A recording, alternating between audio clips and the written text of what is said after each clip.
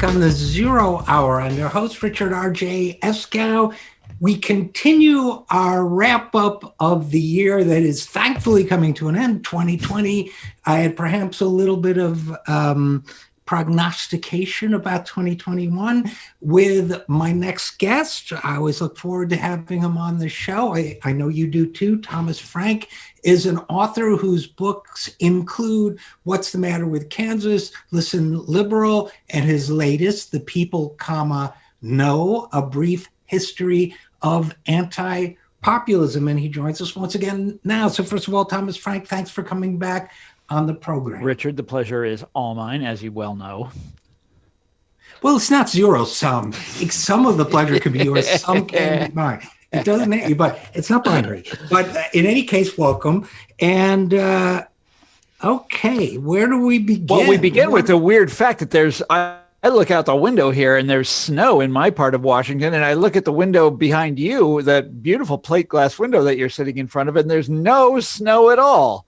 Because I live in a Washington of dreams. I live in the Washington that might be, not in the spirit of Christmas. Is this a Washington that must be, I ask, or just maybe? Oh my God, the Washington that is to come. The Washington that will be next April or so. Yeah. So, what's that going to look like, Richard? Well, yeah, I'm the host here. I ask the question. Sorry about that. What is it? First of all, I don't even know if we should talk about the year we've just had, because I think everybody agrees it was insane. Now, I guess the only thing I can really think to ask from a retrospective point of view, especially to you, is you would think that a pandemic would trigger a resurgence of populism. Yeah. And since that's been, a theme of yours and is the theme of your latest book, but it never, and particularly the kind of populism that you are constantly pointing out is the real populism, not the right-wing demagoguery, but right. the people's movements for a saner way of life. You'd think with all the contradictions that have been brought into sharp focus by the disease itself, our failure to have a response to the disease, the economic hardship it's caused, the glaring inequality made even dramatically worse by the pandemic recession, you'd think all of this would have triggered a new upsurge of left populism. And who knows, maybe in 2021 it will, but it didn't this year, did it? Well, that's right. I mean, this was a disastrous year in all sorts of ways. I remember at the start of the year, I was very excited because Bernie Sanders appeared to be on a roll, looked like he had a very, very good chance of becoming the Democratic nominee. When was it? Was it February that the wheels came off the Sanders bus? It was right after the South Carolina primary. Yeah, a little later. Things started to go wrong for him. Yeah. And he was really the irony was that he went down and then the pandemic appeared like the next week, the lockdown started or something. And so we just eliminated the, main voice in America for universal health care right before the pandemic began. It's like, sometimes you feel there's this expression that, oh, come on, there's a famous Chinese expression, when you say basically that fate's turned against you, that the gods have turned against you. But there's a way of putting it that's very elegant, and I've forgotten what it is, but it sure felt like that a lot, many times in the course of 2020, like some great power was just, some unseen power was just having fun with us. It's like the Roman gods, they just like to mess with humanity just for the fun of it. Well, and I felt a lot of times I felt like that was the world we were in, but wait, you said something really interesting. Why didn't this trigger a kind of populist reaction? And the funny thing is it did, but in all of the wrong ways, in all of the stupid ways that our culture always does, these people who refuse to wear masks and these people who embrace the craziest kind of conspiracy theories and stuff. But these things are all they're like populism. This is what the great subject of my entire life. They're similar to populism. They're movements of ordinary people. They're focused on social class, but it's always the cultural side of social class. It's always these high and mighty people in Washington are looking down their nose on us, and they're telling us what to do, and they're ordering us around, and by God, I'm not going to do it. But it's never the real deal, which would actually be a really healthy and wholesome thing right now, to build a mass movement for universal health care. Right. Damn, we could use that. And right. I mean, it's funny that we say that, because right now, I mean, friends of mine who all agree on the necessity for that are like, kicking the crap out of each other on the internet over like, I don't want to say nothing, because it is something, but it's like as the year has progressed, our sense of solidarity has just crumbled. This is the theme of the year, if you ask me. I wrote about this, by the way, for a French newspaper, Le Monde Diplomatique, and it was I was describing my summer in Kansas City. I was in Kansas City all summer, and I would wake up in the morning, and it's a very beautiful city. I don't know if you've ever been there. I love Kansas City. Yeah, and I had a bike, and I would get on my bike, and I would ride from my house down to the Country Club Plaza. It's this shopping area, and I would ride back, and it was just beautiful, and there was no traffic on the streets, and the flowers were blooming, and the birds were singing, and I'd get back to the house, pick up the newspaper in the driveway, go inside, turn on Twitter, and boom, everybody's at everybody else's throats. It's the war of all against all, and like paranoia, madness, deceit, hatred, fear, of course.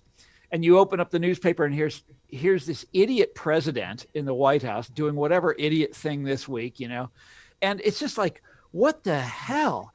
I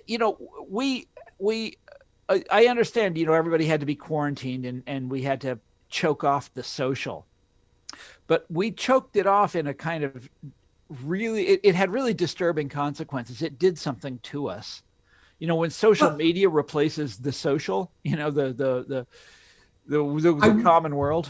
Yeah, but I think Twitter is designed to amplify that kind of emotion and that kind of communication. And it may just be that because of the pandemic, we're forced to, or we're inclined to spend more time on social media, and therefore the amplification machine just ramps up. That's my theory. But I want to go back to something you said, which is interesting. The thought that if the virus had struck even a month earlier, maybe Bernie Sanders would be assembling his cabinet right now. Right.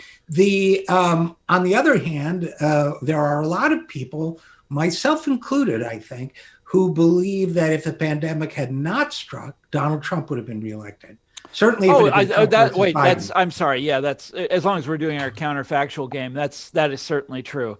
Remember what this country was like before the pandemic. You had as close to full employment as you've ever seen in my lifetime. Right. Since like the late 60s. It was a lousy employment, but it was close to full employment. Yeah, but it was the thing is that if you let something like that run for a couple of years, what you'll see we were already starting to see real wage growth. This is not to say that Donald Trump was a good president or anything. This is just something that was happening, and he took the credit for it, as presidents will, and the public will give them the credit for it. But this really did happen, and it's you have to. I wrote a story for this is like 2 years ago now, for The Guardian, about where I just surveyed local newspapers around America that mentioned labor shortages. There were labor shortages all over the country. This is 2 years ago, and it was rolling. And I don't know if you understand this. A labor shortage, from my perspective, is a good thing. And again, we're talking with author Thomas Frank. A labor shortage is a good thing, but Tom, that there's an entire propaganda machine on the right. This guy, Mike Rowe, who does this Dirty Jobs TV show, is paid by Charles Koch. Some of these other people there's a whole rhetoric that says, look at all these chemical engineers or whatever. There are jobs out there if you're willing to do it. So I'd be curious to see what you wrote about the job shortage, because some of that stuff is real, but a lot of it is ideological. I think we're talking about two different things here. I'm talking about like where this was especially with really low wage sectors of the economy, Sure. where we're finding that they couldn't find people to work at what they wanted to pay. So for example, here in Maryland, if you read newspapers from the Eastern Shore, they were all worried about they couldn't find people to to pick crabs. You know what I'm talking about? Where they just sort of they turn this animal into this canned food. They couldn't find anybody to do that because it's labor intensive and that sort of thing. And what's funny is, and there are many stories like this around America. Like there's a shortage of plumbers, all sorts of things like this. And what's funny is that in these articles, they would always interview the bosses, never the workers, but they'd always interview the bosses, and they'd be moaning about how they couldn't find people to. They would never bring up the obvious solution, which is pay people more. Right. You'll have all the pay 17, no $18 an hour. So they don't want it that people badly. Come running, Right. That's the classic. They hold the line on that until the very end. It's like that doesn't even occur to them. They want the government to intervene and like make people work for them. The crab draft, the famous crab draft. The government's got to do something, to save my business, but they never think of doing the most obvious thing of all, which is pay people. Anyhow, that's all behind us now. Now we're in another, is incredible, a depression, that you've seen this. We've gone from a roaring economy to a one that's choking, and this die off of small businesses, and not because they can't afford help anymore. It's because they had to close. No one will, it's this incredible disaster. Thomas Frank, I am mildly uncomfortable with characterizing it as having been a roaring economy, because wages, they were starting to pick up. Right. They were still weak. It was. I don't want to exaggerate it. We only bring this up because you said that if COVID had never happened, Trump would have been reelected, and I happen to agree with that. I don't think any Democrat would have had a chance against him if the economy had kept going like that. Which raises the terrifying prospect that the absolute controller of this universe is a centrist. And the Roman god of centrism. Who is that? Wait, who is who that? Would that be? Who would that be? Oh man. Bipartness. The Bidenness.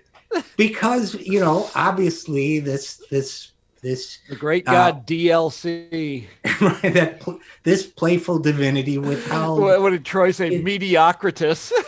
Mediocritus, right? That's very good, Troy. Yeah.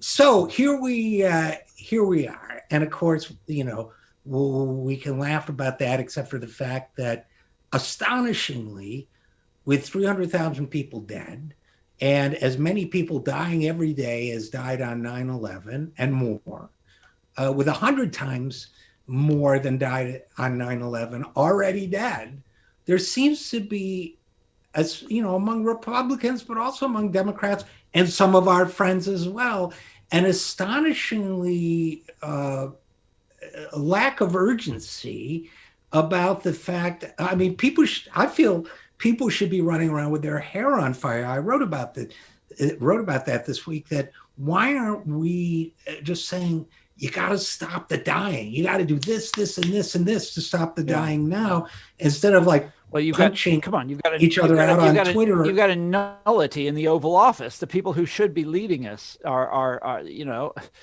asleep at the switch. Doesn't do it justice. I mean, the guy's an imbecile. He's lost in this mirror universe where all he does is reflect on his fine hair and his beautiful tan or whatever the hell it is. There's, he doesn't give a damn. He just does not care.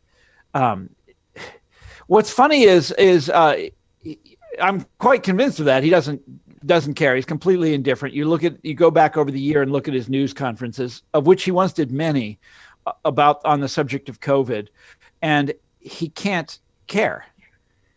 There's something wrong with his brain. I mean, he's not cut out to be president.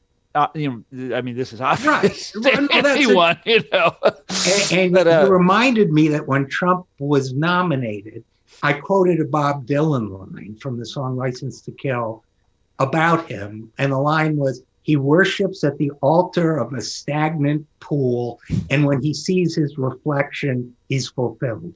That's Donald Trump. But he's leaving on January 20th, so we're told. And Joe Biden's coming in. We have Democrats on the Hill. Why aren't they saying, use the Defense Production Act or whatever to manufacture? Aren't they? I mean, come on. Well, wait. Also, a lot of that is, you're talking about the early days of COVID. There was a lot of panicking at the time, and you remember the Republicans in their idiocy were determined to do this like free market solution to it, and that was stupid, and it took much longer than it needed to. But you can go down to the store now and buy N95 masks, which you could not do back in March and April. But we'll need vaccines. That's a fair point, Thomas Frank, but we'll need vaccines. They actually did. They did a good job on the vaccines, like the commissioning all these different companies to produce enormous quantities of them. And, before you even know if it's going to work, that was a smart move. That's actually one of the only smart things they've done. The Veterans Administration is getting an initial distribution of 78,000 doses of the vaccine for 400,000 employees and 8 million veterans that they serve. We do have certain concerns about a shortage. We're not getting out there to ensure that the vaccine's available at no cost. They're saying it will be, but there was an article today saying there could be. You got an idiot as president. What do you expect? But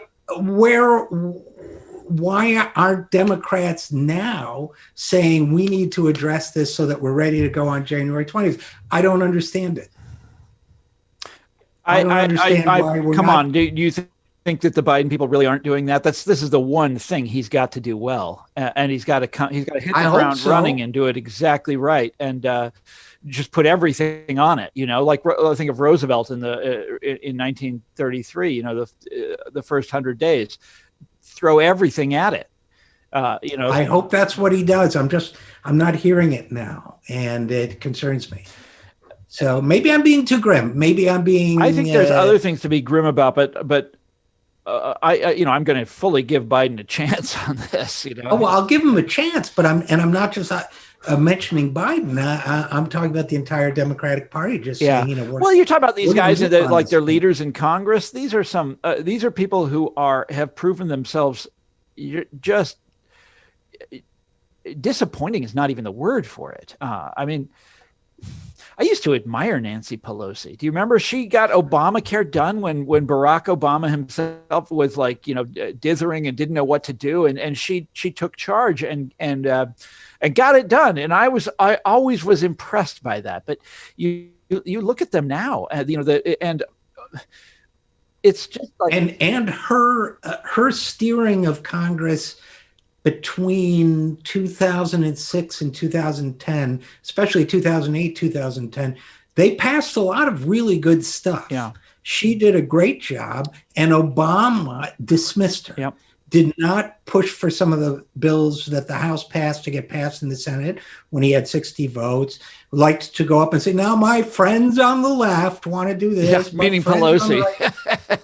Meaning Pelosi. But well, I'll tell you, I don't think we talked since the election. I don't think we have. I was gone for election day. I was in Kansas City. I have a very interesting story about that if you want to hear it. I do, but first I want to make this point. Nobody wants to hear it.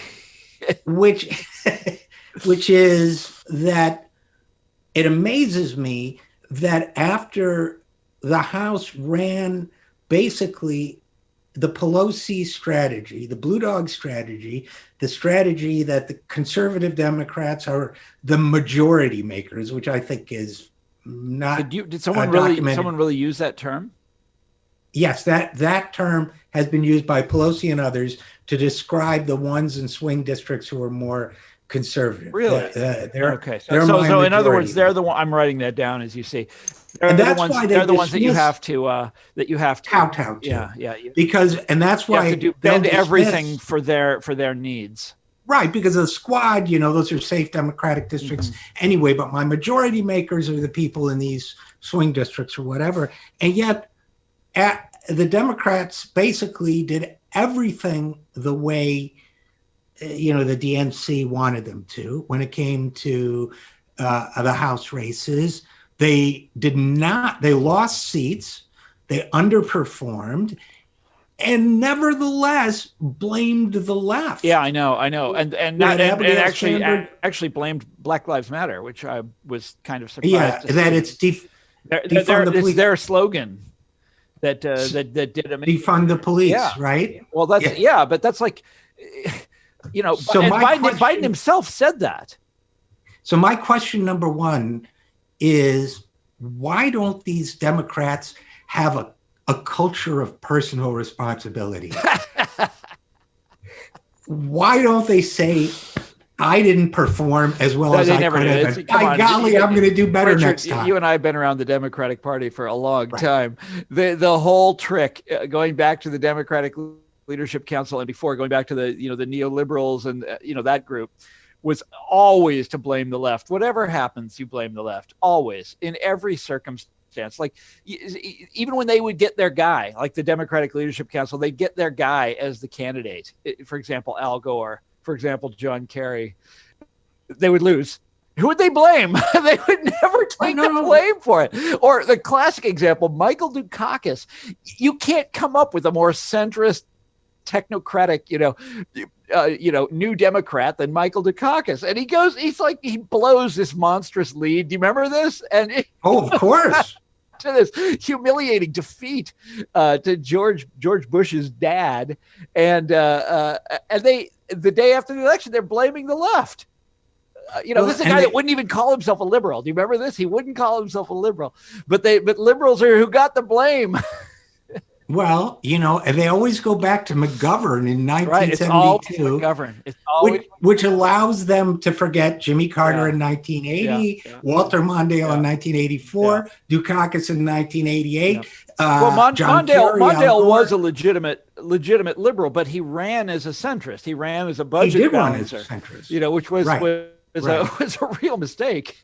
But I don't know if anybody could have beat Reagan in '84. That would have been a stretch. But again, that very selective memory. Carter was a total centrist, if not a conservative D, and got whipped. And right down the line, this is one after another. The genius of the centrist faction of the Democratic Party is that they run these guys who then lose, and then contrive to blame.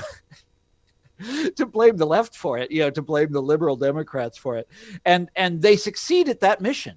They have trouble winning an election, but they're very good at pinning the blame on this other faction, and having the media agree with them and that sort of thing. The Democratic Leadership Council was excellent at this. And again, we're talking with author Thomas Frank. Now, one of the things that I find encouraging, Tom Frank, is that the left in the Democratic Party seems to be getting better at refusing to accept their scolding the way they used to kind of, do this. Yeah. We've got people saying, no, it's not us. Well, look, that always existed. You always, I've been, if you read The Nation magazine or various other outlets, there were always people who were willing to point out how bogus this argument was. The difference now is that the response is so instantaneous, and there are, this is one of the things that the internet and Twitter have completely changed, and I think in this case for the better, is that it is impossible to get away with that kind of idiotic argument anymore.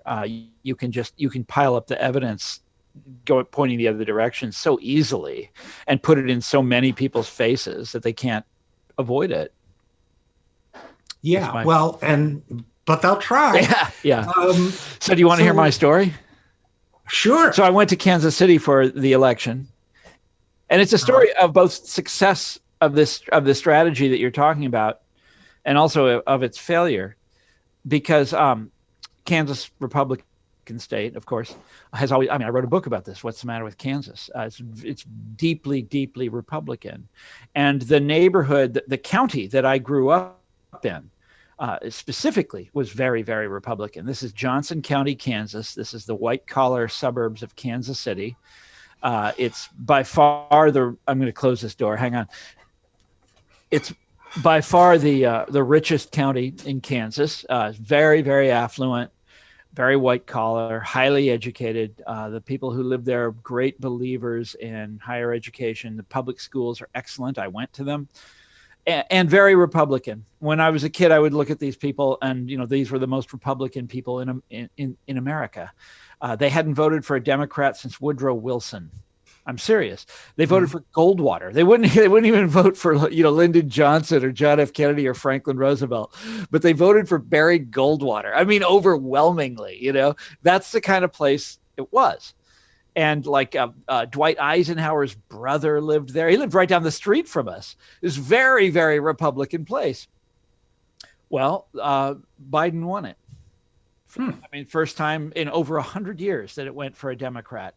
And this is the success of the Democratic strategy, as they have moved to the right, and more importantly, as they have exchanged one demographic for another, and they've given up on working class votes and reached out to white collar, information age, affluent people who are doing really well, highly educated people. And this is exactly the kind of county that they mean to flip, and they did flip it. And so this is a great triumph for them. But then you look at what they gave up to flip that. You look at everything else that happened. And so they won Johnson County. Didn't get them anything because they lost Kansas. This is just one county in a red sea. The same in Missouri. They won the two big cities and the college town, and lost everything else. And you go right around the country and you see the same thing happening. And so that's great. So Biden won Johnson County, and he's now the toast of the richest people in Kansas, and that's a wonderful thing. But this is not a great formula for moving ahead. This is not a great formula for the future. So you won the moderate Republicans. Right. Nice going. Barry Goldwater supporters. And I wonder what that. Especially, I wonder what that augurs for turnout among the traditional Democratic base. It's not just losing working class. Well, it's interesting. In Kansas, the most sort of industrial working class county is right north of the one where I grew up. It's called Wyandotte County, and this is a classic, big city. It's not a wealthy county. It's the opposite, but it's very, very working class.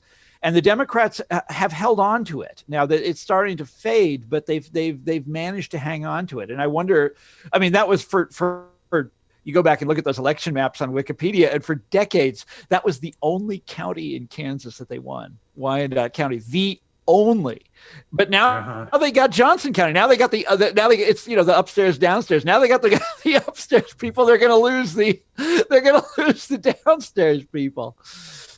Yeah, but I'm specifically thinking about turnout, how you get people enthusiastic enough in places like Wyandotte County or Gary, Indiana, or some other places we could name, get people to turn out in enough numbers to compensate for who you might lose, and how you counteract. I did see the Dems or the Republicans flipped in the list of counties that they flipped. I mean, it's absolutely fascinating, the stuff that came out of this election. What's the county with Youngstown in it in Ohio? It has a funny name. Come on. Yeah. It has a name that's not easy to memorize. Right. But anyhow, the Republicans ends with a vowel, I think. I don't remember. The Republicans, it's not Cuyahoga. That's Cleveland. I don't remember the name of the county, but Republicans finally flipped it. After years of trying, they flipped one of the heartland industrial, counties of America. It's amazing. and you get this, and then you have Trump Mahoning, that's what it is. Yep. Troy got it. Thank you, Troy. Then it ends with a Y? No, ing, ends with an ing. Oh, okay. Mahoning County. If it was a Y, I would have been both right and wrong when I said it ended with a vowel. So that would have been fine. But it's 2020, Richard. You never, Right. But, what strikes me too is, you have these discussions where people pointed out that Trump did a little better this time among Black voters and among Latinos. There's a remarkable. He did remarkably well. Still not well enough to carry a lot of these places, but in some, like this, you saw the maps that those counties along the Rio Grande, those counties in Florida. Wow, what the hell is going on? And this is something that Democrats should be thinking. If that doesn't ring alarm bells, I don't know what will. Yeah, and I've heard this counter narrative of this kind of eye rolling. Well, but Democrats still overwhelmingly carry Latinos and well, they did this time. You got it. The thing is, but that's not the point. The point is the change. Yeah, but that's wait, Richard. People said that's exactly was the reaction when I wrote "What's the Matter with Kansas?" Do you remember this? There were all of these people that came out and said that's not happening. Do you remember this? There was this famous political scientist won a prize for saying that this is not happening. What he's describing is not taking place. We do not have to worry about losing the white working class vote. That was like Paul Krugman said that. And it's always said with a sort of implicit air of or sigh of exasperation, it seems, as if, don't you people understand? It has always been this way. It will always. So the rising American electorate that Democratic pundits have been prophesying. What's their term for it? That's one of their terms. It may not be coalition Democratic. of the ascendant. The coalition of the ascendant. Do you remember that? That's like the coalition of the willing, but but they're not going to be willing to be. Some of them will not be willing to be Democrats when they rise. This is going to be So I am struck by. I mean, look, if Biden does a good job as president, none of this matters. If Biden delivers, if he gets that roaring economy back, if he gets full employment back, none of this matters. He'll be reelected, or Kamala Harris will be reelected, or whatever. If he does that, he's good. If he doesn't do that, you're going to have, this is going to go on. And look, I've been talking about it. By the way, I'm done talking about it. This is another thing that ends with 2020 is my career as a political writer. I've been talking about this for 15, 16, 17 years. And I'm sick of it. It's like, you ring these warning bells, you tell them what's going on. It doesn't matter. They don't listen. They're not interested. They're interested in other things. They're interested in their donors, in the lobbyists, in appointing the right people to the right jobs in DC. The Democrats are a singularly disappointing. I mean, I should shut up because I've heard Republicans say the same thing about their party. They think that their own party is like, not hard right enough. Well, but the truth, they can think that way. We can think this way. The fact is that if the Democrats disappoint again, they're going to experience, I think, a bloodbath in 2022, bloodbath in 2024. The thing that changed the equation is Trump and this and right. Trump really, I think. We knew he was a bad president.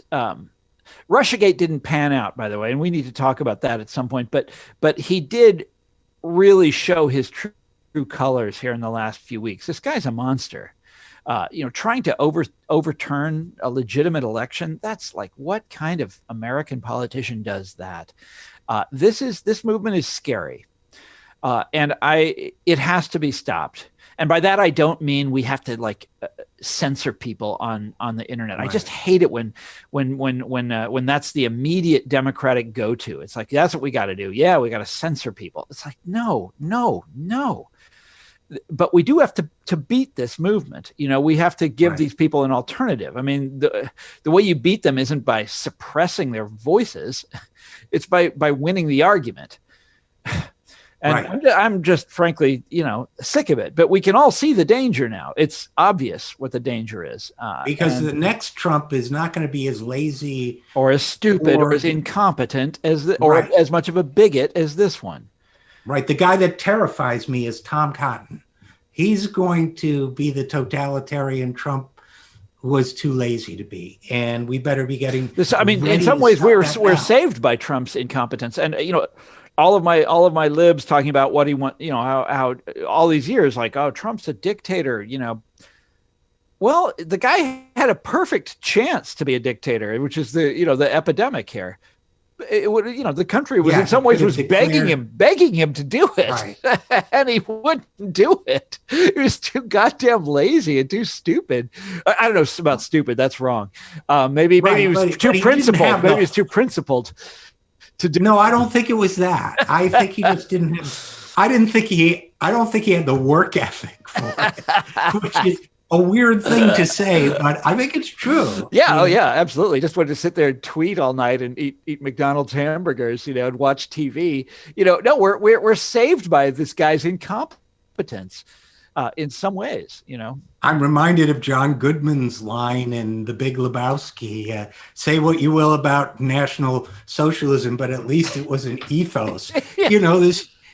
You could say that about Donald Trump. And unfortunately, as much as I will no doubt regret it after this shows up on social media, I think we're going to have to stop there. So, Thomas Frank, whose Richard, latest book is The People Know, A Brief I History still of got one. I got one right here. And there it is. If you're watching. Now this is wait, 2020 did something good, right? I wasn't able to go on a book tour. I turned this in like a week before the pandemic, before the lockdown started, and we delayed publishing it.